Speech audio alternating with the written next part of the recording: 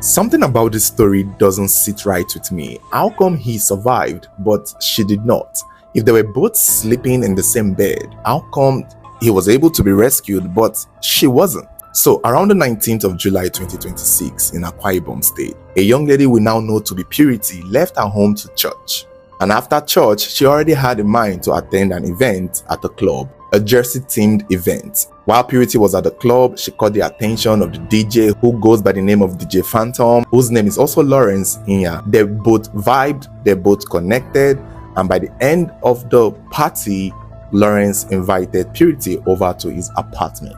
Their arrangement is unclear, but what we do know for a fact is that this was the first time they were meeting each other. Purity is in Lawrence's house. Depending on what time the club closed, by 4 a.m. we are believed that they were fast asleep, when upon a fire started in the building that they were at. It was a 4-room apartment, and I want to believe it's a shared apartment, and he was not the only occupant in that building when the fire started. By 4, the fire had already become serious, and somewhere along the line, we hear that the landlady had raised the alarm and people were being rescued, including Lawrence, who was rescued from the fire. While he was out of the fire, he let the people know that he came home with the girl the night before, and that the girl was still inside, and that he does not know who the girl is and did not know her identity.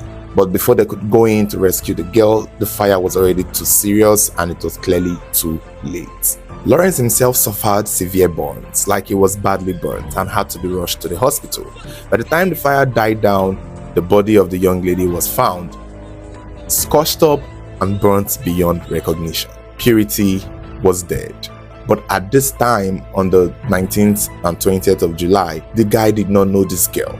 So the reason why we are hearing this days later was because it took a while for her to be identified, because even Lawrence himself could not identify her, did not know her people, did not know her friends, and did not know how to reach her. Her mobile phone was also destroyed in the fire. It was through people who knew she was at the club and who had not seen her afterwards, and through his description of her, and maybe they would have showed him a picture and he was able to identify her to be the girl he was with the night before, and that was how the identity of Purity came to be. But this is a question on many people's lips. How come he was able to be rescued while she was unable to be rescued?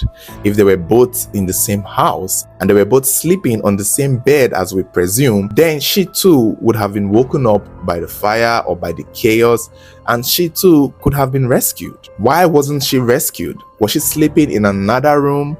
Was she in the bathroom? Did she sleep in the couch? Unless maybe you were just trying to help her and accommodate her. But since it's a boy and a girl, I would just assume they would be in the same bed. So which means the time that he was getting up to the fire and reacting to the fire, the chances that he had, I want to believe that she too would have had the same chance.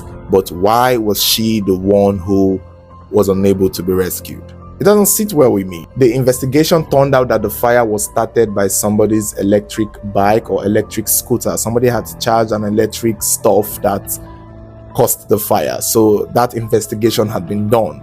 And he's not the one, it's somebody else who lived in the building. So I guess that kind of saves him from being a suspect, because most times, or in my head, given the amount of true crime stories we've done, in my mind, I'm like, did you kill her and then set the entire building on fire? That's just my mind. But since we're learning now that it was an electric scooter that did not belong to him that started the fire, then there's a chance that this was just an unfortunate accident. But even though upon still, if he was being able to be rescued, I think she should have been. But here's the thing I know about fire that could also change my mind regarding this scenario.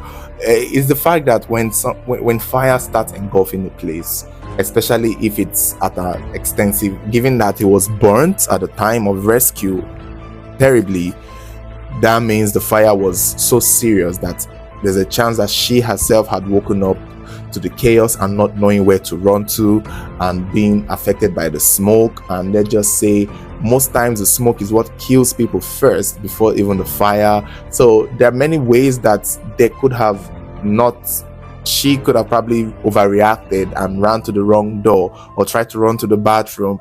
And these things create chaos. It's difficult for people to think and calm down and find a way out. And I think that could have played a role, depending. But given how she was found, how her body was found, there's that possibility she was alive at the time the incident was happening. So I don't believe the smoke had already done something to her. I just feel like she maybe reacted fast, or the both of them were struggling to react and finding a way out of the fire, and for some reason he knew the house a lot better and was able to find his way. And you don't want to meet the guy at the club, go home with them, and that's where you meet your end. It's unfortunate. It's really unfortunate. It's a terrible incident, and I don't know. It's still off to me. It's still off to me, though. I just still feel that if he could get away from the fire, she too had a chance. But well, we may never know what really happened, except what we are being told.